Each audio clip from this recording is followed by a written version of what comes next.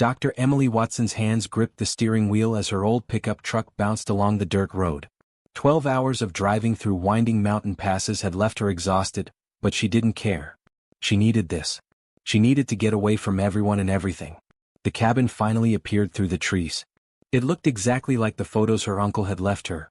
Rough wooden walls, a stone chimney, and windows that hadn't been cleaned in years. Perfect. No internet. No cell service. No colleagues asking about her research. No deadlines. Just silence.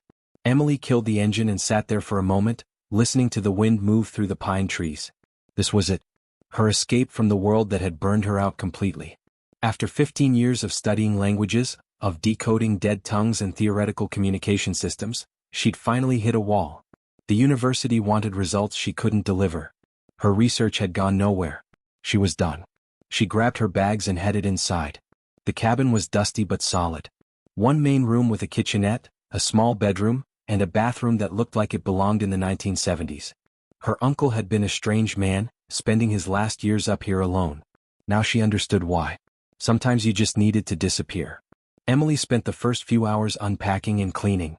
She made herself a simple dinner from the canned goods she'd brought, then sat on the porch watching the sun set behind the mountains.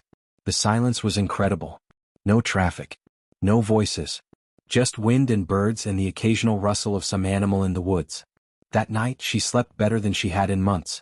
Until she heard the breathing. Emily woke up suddenly, her heart pounding. Something was wrong.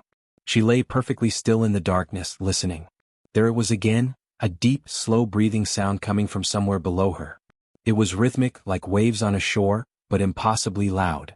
She told herself it was just the wind, or maybe pipes settling in the old cabin. But the sound continued. Breath in, breath out. Each one seemed to shake the floorboards slightly. Emily grabbed the flashlight from her nightstand and crept out of bed. The breathing was definitely coming from below.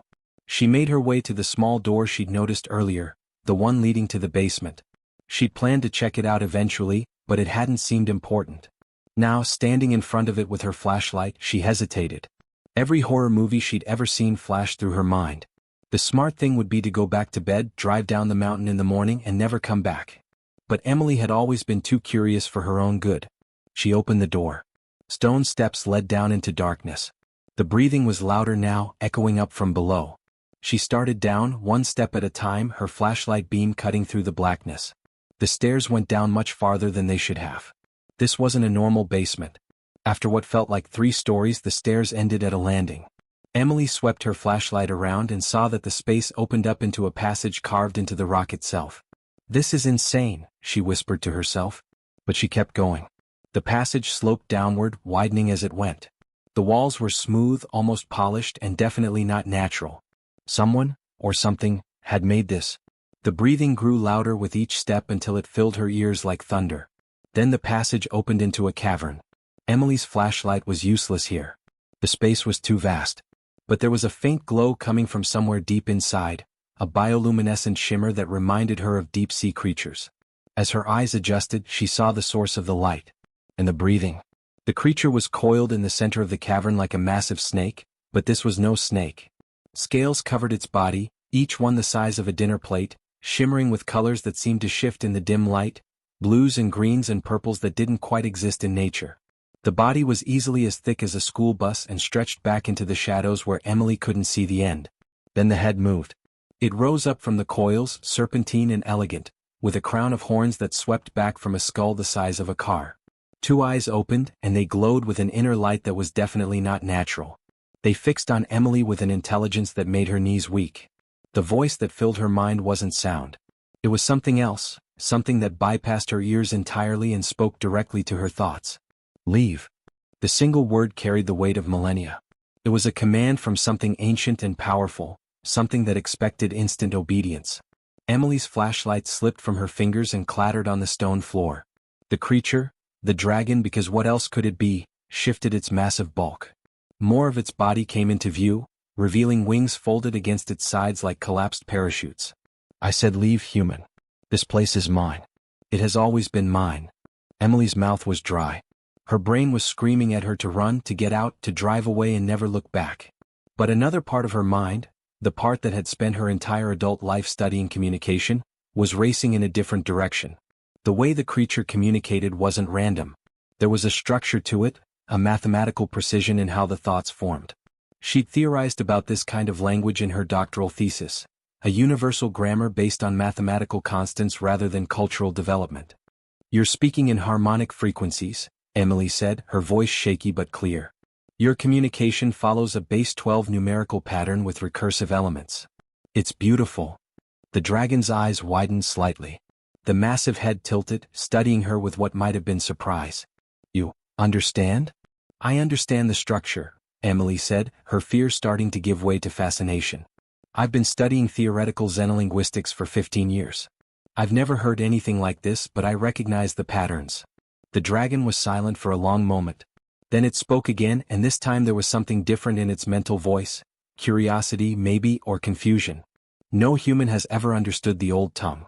Not in all my time on this primitive world." "How long?" Emily asked. "I have slept and woken in cycles for millions of your years. This mountain is my resting place. Your ancestor built his dwelling atop it without permission. Now you disturb my rest." The dragon lowered its head closer to Emily, and she could feel the heat radiating from its body. Each breath it took moved air through the cavern like a warm wind. "You have 1 week to gather your belongings and leave." "I will not ask again." Emily should have agreed. Should have run up those stairs and never looked back. But standing in that cavern, face to face with an alien intelligence that spoke in the language she'd spent her career searching for, she felt something she hadn't felt in years. Purpose. "What if I don't want to leave?" she heard herself say.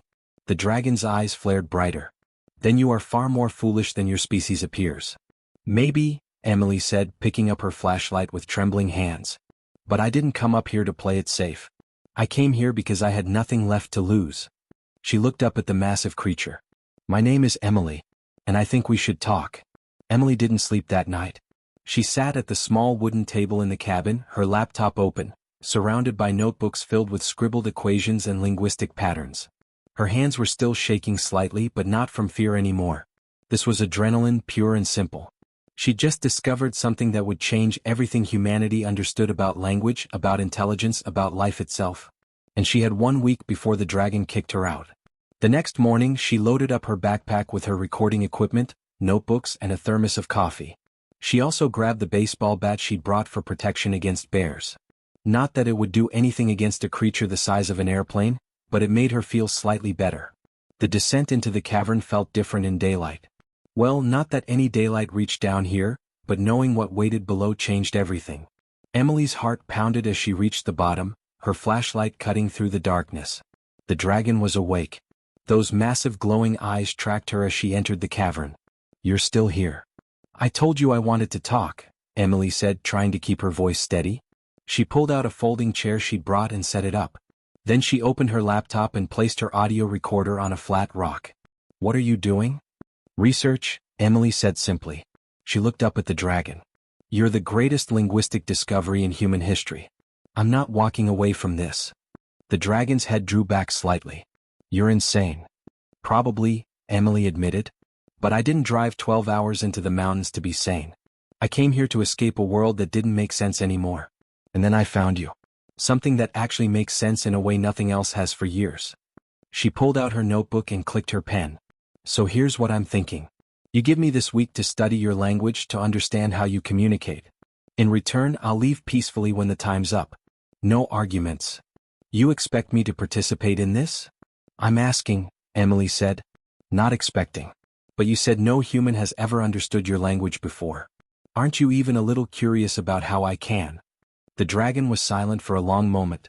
Then, almost reluctantly, it shifted its massive bulk, settling into a more comfortable position. The movement sent small rocks skittering across the cavern floor. "You may ask your questions, Emily Watson. But when the week ends you leave." "Deal?" Emily said, and she meant it. Even 1 week with this creature was more than she'd ever dreamed possible. The dragon told her its name was Valdris, though the way it communicated the name involved harmonic frequencies that Emily's human vocal cords could never reproduce. It had come from somewhere beyond Earth's solar system, though the concept of distance it used made Emily's head hurt. Its species had traveled the galaxy when Earth was still a ball of molten rock. "So what happened?" Emily asked on the second day, her notebook now half filled with observations. "Why are you here alone in a mountain?" Valdris was quiet for a moment. I'm dying. Emily's pen stopped mid-word. What? My kind requires specific radiation to survive. The kind produced by neutron stars. Your sun is weak, insufficient. I came to your world knowing this, seeking a quiet place to end my existence. The dragon's mental voice carried a weight of acceptance. I have perhaps 10 of your years remaining. Then my biology will fail. That's it. Emily said, standing up. You've just accepted it? I have lived for 20 million of your years, Emily Watson. I've seen stars born and die. I have watched civilizations rise from nothing and crumble to dust. I'm tired. This is enough. No, Emily said firmly. No, it's not enough. There has to be a way to help you. Countless species have tried to extend the lives of my kind. All have failed. Your species has barely left your own planet. What makes you think? Because we're stubborn, Emily interrupted. And we're really, really good at solving problems in the dumbest possible ways. Ways that shouldn't work but somehow do. Valdris made a sound that might have been laughter, a deep rumbling that shook dust from the cavern ceiling. You are either remarkably brave or remarkably foolish. Why not both? Emily was already pulling out her laptop, opening research databases she still had access to from the university. Tell me about this radiation. What are its specific properties? The days blurred together. Emily would spend hours in the cavern, recording Valdris's descriptions of stellar physics and biological requirements that were completely alien to human science. Then she'd go back to the cabin and dive into research, emailing old colleagues with carefully worded questions, downloading papers on particle physics and radiation therapy. Her former department head, Dr. Roberts, called her on the satellite phone her third day there. Emily, what's going on? I'm getting weird questions from you about neutron star radiation and biological compatibility. Are you okay? I'm fine, Emily said, watching the sunset from the cabin porch. I'm just working on something. A theoretical project. You're supposed to be taking a break, not diving into astrophysics. I know. But I think I found something important. I can't explain it yet, but trust me, okay? After she hung up, Emily sat there for a while, thinking. She was lying to people she respected. She was researching something that seemed impossible. And her 1-week deadline was almost up. But for the first time in years she felt alive. On the 5th day she didn't bring her research equipment. She brought a portable speaker and her phone, loaded with music. What is that device? Music, Emily said, pressing play. Classical guitar filled the cavern, the notes echoing off the stone walls. Valdris listened in silence. When the song ended, the dragon spoke softly. Beautiful. We had something similar once, though our instruments were grown from living crystal that sang in frequencies you cannot hear. Tell me about it, Emily said, settling into her chair. And Valdris did. The dragon spoke of its world, of cities that floated in the upper atmospheres of gas giants, of ships that could fold space like paper. It described art forms that involved sculpting gravity itself and stories told through the manipulation of quantum states. In return, Emily told Valdris about humanity. About Shakespeare and Maya Angelou, about the Beatles and Miles Davis. She told the dragon about the Sistine Chapel and the Great Wall, about the pyramids and the space station orbiting above them right now. Your species is young, Valdris said. But you create beauty from such limited resources. It's impressive. We make do, Emily said with a small smile. On the 7th day, Emily came down with her research printed out and organized into folders. I'm not leaving, she announced. Our agreement. I know what we agreed. But I've been looking at your problem, really looking at it, and I think there might be a solution. It's crazy and probably won't work, but it's something. She spread out her papers on the cavern floor. Particle accelerators. We use them to study subatomic particles, but theoretically, with the right modifications, we could generate specific types of radiation, including the kind you need. Valdris studied the papers, and Emily felt the dragon's mind brushing against hers as it examined her work. This is not completely insane, Valdris said slowly. Inefficient, dangerous, and it would require technology your species doesn't possess. But the underlying theory is sound. So we make it work, Emily said. I help you live and you share your knowledge with humanity. As partners. As equals. Equals? The dragon's mental voice carried surprise. You are asking me to treat your species as peers? Yes, Emily said firmly. Not as some primitive race you're giving charity to. We work together or not at all. In 20 million years, Valdris had never heard such a demand. Species begged for its knowledge. They worshipped or feared it. but none had ever demanded respect as a condition of help. "You humans," Valdris said, and Emily heard something new in its voice, warmth perhaps, or the beginning of hope. "You are magnificently arrogant." Emily grinned. "We prefer the term optimistic." "Very well, Emily Watson. We are partners. Now tell me about these particle accelerators of yours." As Emily began explaining, she realized something important. She'd come to this mountain to be alone, to escape from everyone and everything. Instead, she'd found the one being in the universe who understood her, and she was going to save its life. 3 months had passed since Emily was supposed to leave the cabin. She hadn't even thought about it. The small wooden structure had transformed into something between a research station and a home. Papers covered every surface, her laptop ran constantly, and she'd strung up a whiteboard on the wall where she mapped out increasingly complex equations. She'd also stopped sleeping regular hours. When inspiration hit at 3 in the morning, she'd grab her coffee and head down to the cavern. Valdris never seemed to mind. The dragon was naturally nocturnal anyway, or whatever you called it when you were millions of years old and had no real concept of day and night. "Okay, so here's the problem," Emily said, pacing back and forth in front of her makeshift workspace in the cavern. She'd brought down a better chair, a desk, and several lamps that ran off a generator. "We need to generate radiation equivalent to a neutron star. That requires insane amounts of energy compressed into a specific wavelength, which your species cannot produce," Valdris said. The dragon had gotten used to Emily's thinking out loud sessions. "You barely manage controlled fusion. Neutron star radiation requires magnitudes more power. Right, which is why we're not doing it the normal way." Emily pulled up a new diagram on her laptop. "Every species you've encountered tried to replicate a neutron star, right? Build something that produces the same radiation through conventional means." "Correct. All failed. The energy requirements are impossible for anything smaller than a stellar object." "But what if we're thinking about this wrong?" Emily's eyes were bright with excitement. "What if we don't need to produce that much energy? What if we just need to trick your biology into thinking we are?" Valdris's massive head tilted. "Explain." "Your cells respond to specific radiation patterns, right? It's not just about the energy level, it's about the signature, the way the radiation behaves. So instead of generating enough power to actually replicate a neutron star, we create a precise, targeted beam that has the exact same properties on a molecular level." Emily pulled up more notes. "It's like, okay, imagine you need sunlight to survive. We can't build a sun. But we can build a really good grow light that produces the exact wavelengths plants need. It's not the same thing, but it does the same job." "Your comparison is overly simplistic," Valdris said, but there was something in the dragon's mental voice that Emily had learned to recognize. Interest. However, the underlying concept has merit.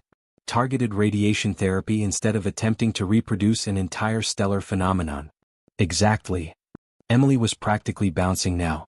"We'd need a particle accelerator heavily modified. And we'd need your help to fine-tune it because human science doesn't even have instruments that can measure what we're trying to create. It would take resources you don't have. Technology that doesn't exist in your civilization. And knowledge that would take your species decades to develop." "So we cheat," Emily said. "You have that knowledge. You've seen civilizations way more advanced than us. You can guide us through the process." Valdris was quiet for a long moment. Emily had learned to read the dragon's silences. This was the thoughtful kind, not the dismissive kind. "I possess artifacts," Valdris finally said. "Technology from species long extinct. Some of it could be adapted to your needs. There are power sources that could run your accelerator, materials that could withstand the forces involved." "Then we use them," Emily said. "They are priceless. Worth more than your entire civilization. Species have gone to war for less." "I don't want them as payment," Emily said firmly. "This is a partnership, remember? You help us build this thing. In return, you share knowledge with humanity. Real knowledge as equals. We learn from you, you get to live. Everyone wins." The dragon's eyes glowed brighter. "You would refuse treasures beyond imagination?" "I don't need treasures. I need a partner who respects what humanity can contribute. We're not just some primitive species begging for scraps from our betters." Emily met the dragon's gaze directly.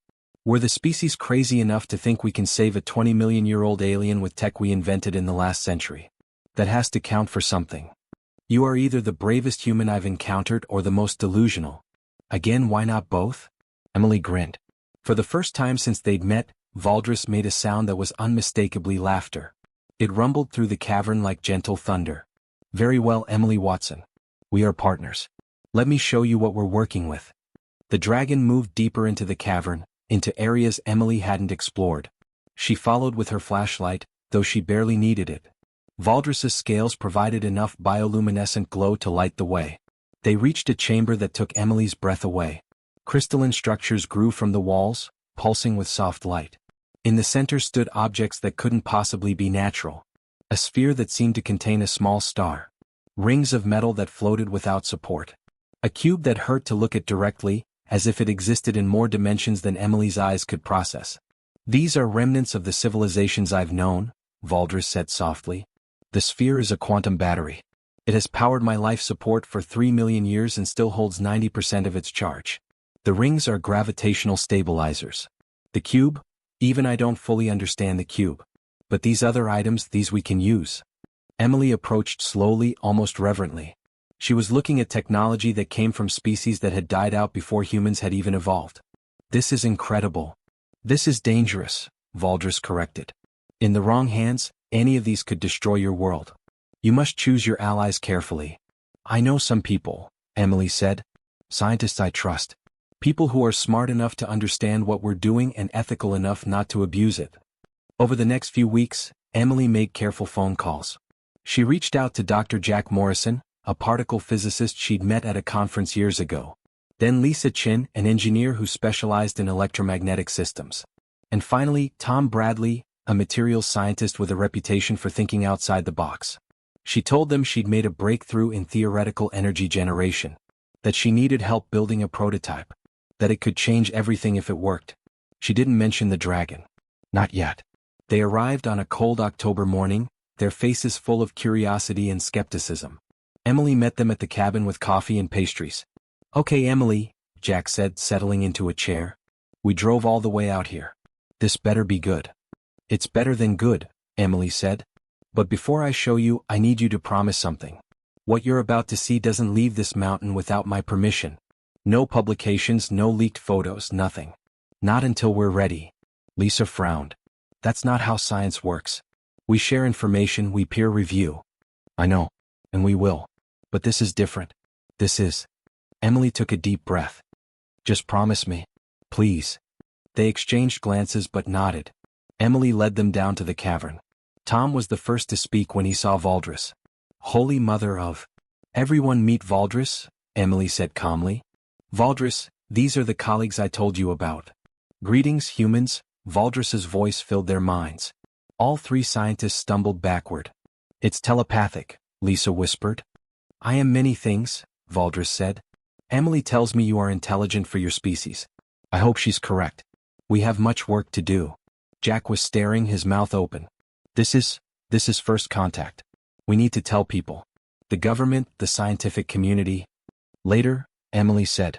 Right now we have a more immediate problem. Valdris is dying. We have maybe 10 years to build a device that can save an alien life form. And if we succeed, if we prove that humans can work with an extraterrestrial intelligence to solve impossible problems, then we go public. We show the world what we've accomplished together. You want us to build a what now? Tom asked. Emily smiled. A particle accelerator that can replicate neutron star radiation. Using technology from extinct alien civilizations. In a cave. Under a cabin in the middle of nowhere. That's insane, Lisa said. Completely insane, Jack agreed. Tom looked at the dragon, then back at Emily. When do we start? Now, Valdris said. If you're willing to help, I'll teach you things your species won't discover on its own for centuries. But know this, the path forward is dangerous. And there's no guarantee of success. That's okay, Emily said, looking at her friends. We're humans. Doing impossible things is kind of our specialty. 6 months into the project, the cavern had become something out of a science fiction movie. Equipment filled every available space. Cables snaked across the floor, connecting computers to devices that hummed with barely contained energy. The particle accelerator itself was taking shape along the eastern wall, a massive ring of modified human technology combined with alien components that glowed with their own internal light. Emily stood in front of a monitor, checking readings for the 100th time that day. Dark circles had formed under her eyes. She couldn't remember the last time she'd had a full night's sleep. We're getting close, Jack said, coming up beside her with a tablet full of calculations. The containment field is holding steady. If Valdris is right about the harmonics, we should be able to run a test by next week. Should being the key word, Lisa added from across the cavern. She was elbow-deep in the power system, adjusting connections that fed off the quantum battery Valdris had provided. This tech is centuries beyond anything we understand. One wrong calculation and we could blow a hole in the mountain. Tom was working with Valdris directly, the dragon's massive head lowered as it examined a crystalline component they'd fabricated based on alien specifications. The relationship between the humans and the dragon had evolved into something like a very strange research team. Valdris would explain concepts in ways that bent human understanding, and the scientists would translate that into something they could actually build. It was working. Somehow, impossibly, it was working. "Emily, we've got a problem," Jack said suddenly, his eyes fixed on his tablet. "I'm picking up unusual energy signatures. Not from our equipment. From outside." Emily felt her stomach drop. "What kind of signatures?" "Satellite detection systems. Government level. They're scanning the mountain." Jack's face had gone pale. "Someone knows we're here. Or at least, they know something weird is happening in this location." "This was inevitable," Valdris said calmly. "You've been generating exotic particles for months. Did you think your world's governments wouldn't notice?" "We were careful," Lisa protested. "We shielded everything." "Apparently not carefully enough," Tom said, moving to his own computer. "Jack's right. I'm seeing multiple reconnaissance passes. High-altitude drones, probably military." Emily's mind raced. They'd been so focused on the science, on saving Valdris, that they hadn't properly considered the consequences of what they were doing. An alien life form on Earth. Technology that violated known physics. Energy readings that must look like weapons development to anyone monitoring them. "We need more time," Emily said. "We're so close." The ground above them rumbled. Dust fell from the cavern ceiling. "That sounded like helicopters," Jack said. "Multiple helicopters." Emily ran for the stairs, taking them two at a time. The others followed.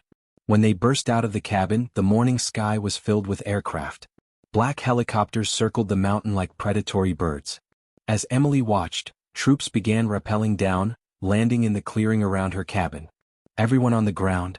Hands where we can see them. Soldiers in tactical gear surrounded them within seconds. Emily raised her hands slowly, her heart pounding. She watched as more troops entered the cabin, followed by people in suits carrying detection equipment. A man in his 50s approached, his uniform marking him as someone important. "Dr. Emily Watson? I'm Commander James Peterson. You and your colleagues need to come with us immediately." "On what grounds?" Emily demanded. "On the grounds that you're generating weapons-grade particle emissions from an unauthorized facility on federal land," Peterson said flatly. "We've been monitoring this location for 3 weeks. Whatever you're building down there, it stops now." "It's not a weapon," Lisa said. "We're conducting peaceful research. Save it for the debriefing." Peterson gestured to his troops. "Secure the site. I want everything documented." Emily watched in horror as soldiers began filing into her cabin, heading for the cavern entrance. "Wait, you can't go down there. Watch me." "You don't understand," Emily said desperately. "There's someone down there. Someone who's not a threat, but if you go in with weapons. If there's someone in an unauthorized underground facility, that's exactly why we need to investigate." Peterson's expression was stern but not unkind. "Look, Dr. Watson, I don't know what you think you're doing, but generating this kind of energy signature gets attention. The wrong kind of attention. People above my pay grade are very concerned about what's happening on this mountain." The first soldiers descended into the cavern. Emily held her breath, counting the seconds. 5, 10, 15. Then she heard the screaming. Men came scrambling back up the stairs, their faces white with terror. One of them was babbling incoherently about monsters and demons. Peterson's hand went to his sidearm. "What the hell is down there?" Emily made a decision. She pulled out her phone, opened her live streaming app and hit record. "Commander Peterson, the world needs to see this. All of it." She turned the camera on herself, then panned to include the soldiers, the helicopters, the cabin. "My name is Dr. Emily Watson. 6 months ago, I discovered an extraterrestrial intelligence living beneath this mountain. For the past half year, I and my team have been working with this being to develop technology that could save its life." "Turn that off," Peterson ordered. "No." Emily kept recording, kept talking. "The being's name is Valdris. It's dying because Earth's sun doesn't provide the radiation it needs to survive. We've been building a particle accelerator to help it. Everything we've done has been peaceful. We're not building weapons. We're trying to save a life. She uploaded the video to every platform she could think of. Social media, scientific forums, news sites. Within seconds it was live. "Dr. Watson, you're making a serious mistake," Peterson said, but Emily could see the uncertainty in his eyes now. She'd put this on the public record. Whatever happened next would be watched by the world. "The only mistake would be letting fear win," Emily said. She turned to face the cabin. "Valdris, I need you to come up here." Slowly. "Show them you're not a threat." The ground trembled. Soldiers raised their weapons as something massive began ascending the stairs. Emily stepped between them and the cabin entrance. "Lower your weapons," she said firmly. "You are not shooting my friend." "Stand aside, Dr. Watson," Peterson ordered. "No." Valdris emerged from the cabin, folding its massive form through the doorway in a way that shouldn't have been physically possible. The dragon's scales caught the morning light, shimmering with colors that made soldiers gasp and step back. Those ancient, intelligent eyes swept across the assembled humans. "I am Valdris." The dragon's voice filled everyone's minds simultaneously. Half the soldiers dropped their weapons in shock. "I mean your species no harm. Emily Watson and her companions are helping me survive. Nothing more." Peterson stared, his hand still on his weapon but not drawing it. This is first contact. This is cooperation," Emily corrected, her phone still recording everything. "This is humans and an alien working together to solve a problem. And the world gets to decide what happens next. Do we respond with fear and violence? Or do we choose to be better than that?" Her live stream had thousands of viewers now. Tens of thousands. The number kept climbing. Comments flooded in from around the world. Peterson received a call on his radio. He listened, his expression changing from stern to confused to something like wonder. "Stand down," he told his troops. "I'm getting orders from everyone apparently. The President's office. The UN, scientific organizations. They all want us to stand down. Because people want to understand, not destroy," Emily said. "That's what makes us human. We're curious. We want to know more." More helicopters were arriving, but these carried news crews, not soldiers. Scientists from universities were calling, demanding access. World leaders were issuing statements. The internet had exploded with debate, but the overwhelming message was clear: humanity wanted to know more. Valdris looked at Emily, and she felt the dragon's approval in her mind. "Your species chose curiosity over fear. That is unexpected. And impressive." Peterson holstered his weapon. "I need a full explanation of what you're doing here." "Everything. But..." He looked at Valdris, then back at Emily. "It seems we're doing this the peaceful way." Emily felt tears on her cheeks. "The only way it should be done." Jack, Lisa, and Tom joined her, standing together in front of Valdris as the world watched. They'd been discovered. Their secret was out. But instead of ending in disaster, it was turning into something else. A beginning.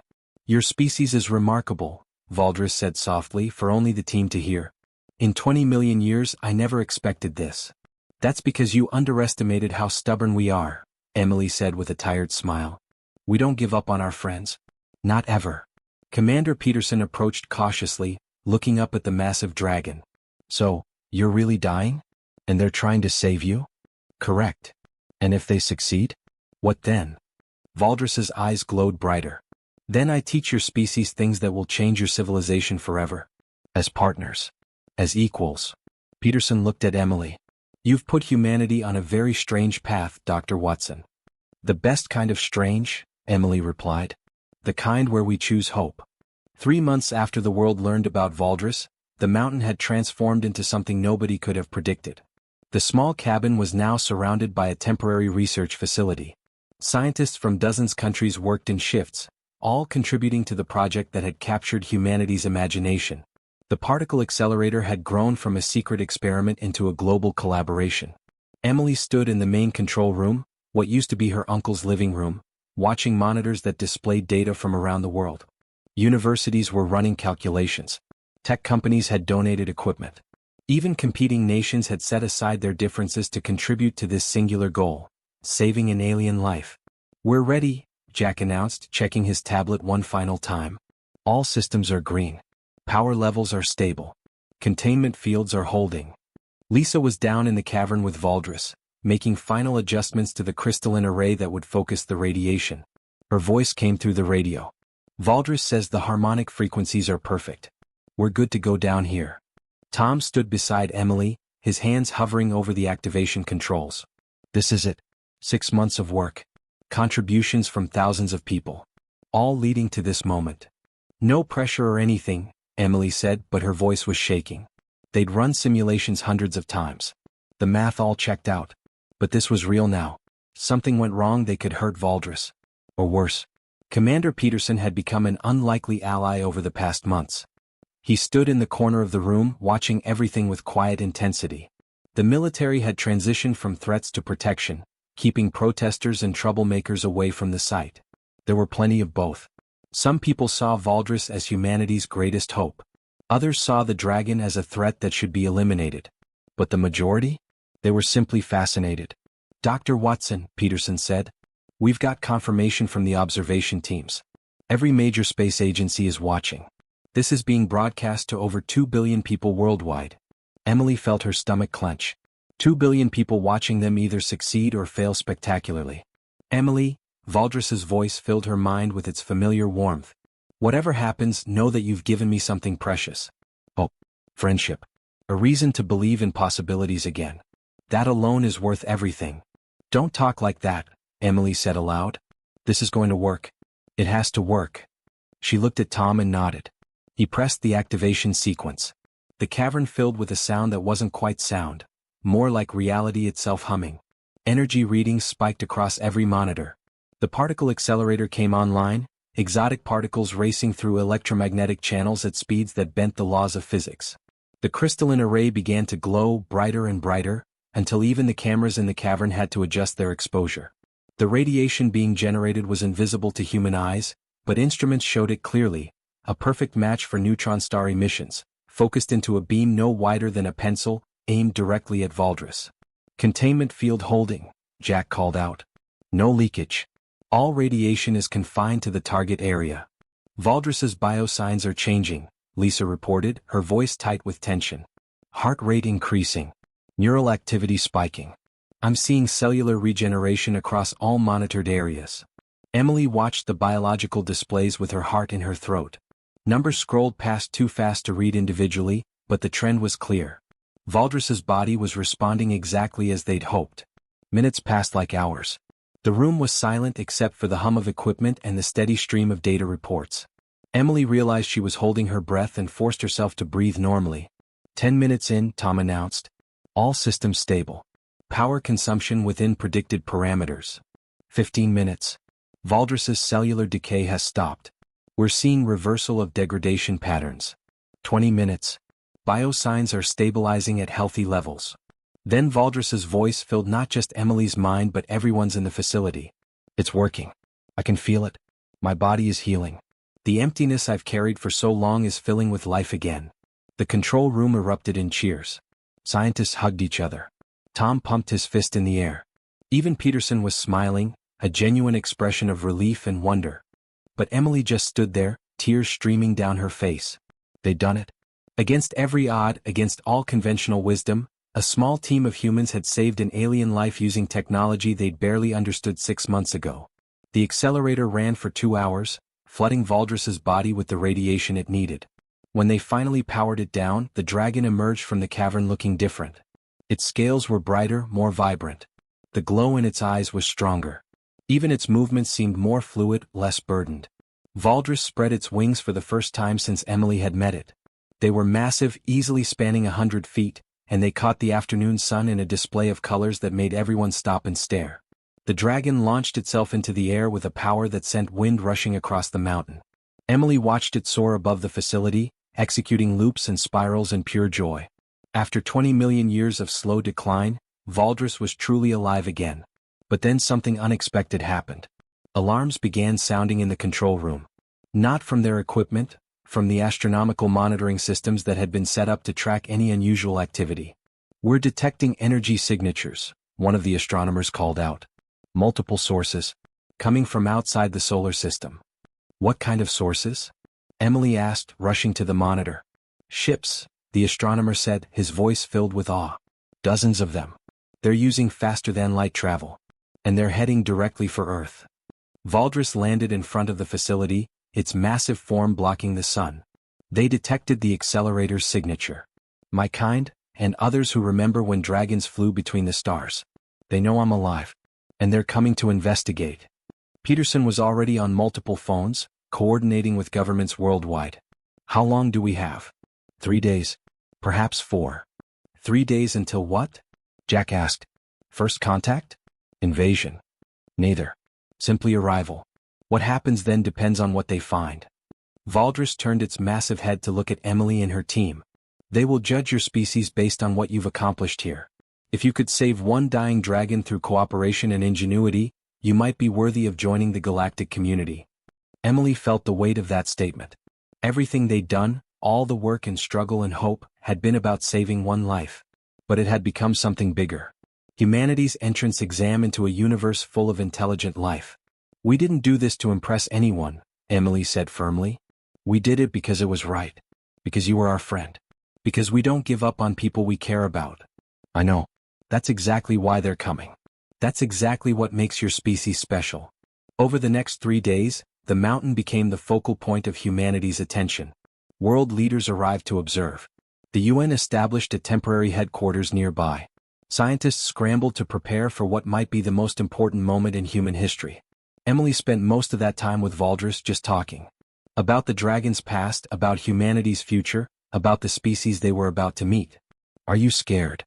Emily asked on the evening before the ships were due to arrive. Terrified, Valdris admitted. I haven't seen my own kind in 3 million years. I don't know if they'll see me as I was or as I've become. But I have you beside me. That gives me courage. Right back at you, Emily said softly. When the ships finally arrived, they came at dawn. Not with aggression or fanfare, but with quiet grace.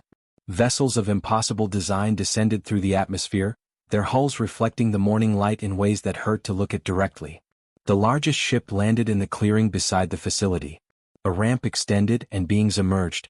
Some looked like Valdris, ancient dragons in various forms. Others were completely alien creatures that defied easy description. But they all moved with purpose, with intelligence, with curiosity. Emily stood at the front of the human delegation with Jack, Lisa, and Tom beside her. Behind them stood representatives from every continent, every major nation, every significant scientific organization. Humanity presenting itself as one species, united for this singular moment. The lead figure approached. Another dragon larger than Valdris, its scales the color of starlight. Valdris, old friend. We felt your light return and came to witness the miracle. To see what species could accomplish what so many others could not. Valdris stepped forward. Humanity did this. Led by one stubborn woman who refused to accept that death was inevitable. They are young, flawed, and impossibly brave. They are worthy of the stars. The ancient dragon turned its attention to Emily. She felt its mind brush against hers, reading not just her thoughts but her intentions, her heart, her very essence. You saved a life when you could have gained nothing from it. You chose cooperation over exploitation. You brought your species together for a stranger's sake. The dragon's eyes glowed with approval. Yes, humanity is ready. Welcome to the greater universe, Emily Watson. Welcome to a cosmos that's been waiting for species like yours. Emily found her voice, though it trembled. We didn't do this to prove anything. We did it because it was right. That's what humans do. We help. We care. We don't give up on our friends. Precisely why you're worthy. More ships were landing now. The mountain had become a meeting ground between Earth and the galaxy beyond. Scientists were already exchanging information with alien counterparts. Languages were being translated. Knowledge was being shared. Emily looked at Valdris, at the dragon who'd changed everything. You came here to die alone. Instead I found a species that taught me what I'd forgotten. That life is worth fighting for. That friendship transcends biology. That hope is the most powerful force in the universe. Valdris lowered its head to Emily's level. Thank you, Emily Watson, for saving my life, for giving humanity the stars, for reminding the cosmos what truly matters. Thank you for giving me a reason to keep going, Emily said, placing her hand on Valdris's scaled nose. For showing me that impossible just means nobody's tried hard enough yet. As the sun rose fully over the mountain, illuminating humans and aliens standing together, Emily realized something profound. She'd come to this cabin 6 months ago to escape the world, to hide from her failures, to be alone. Instead, she'd found a dragon, saved a life, united humanity, and opened the door to infinite possibilities. Not bad for someone who just wanted some peace and quiet. The adventure was just beginning.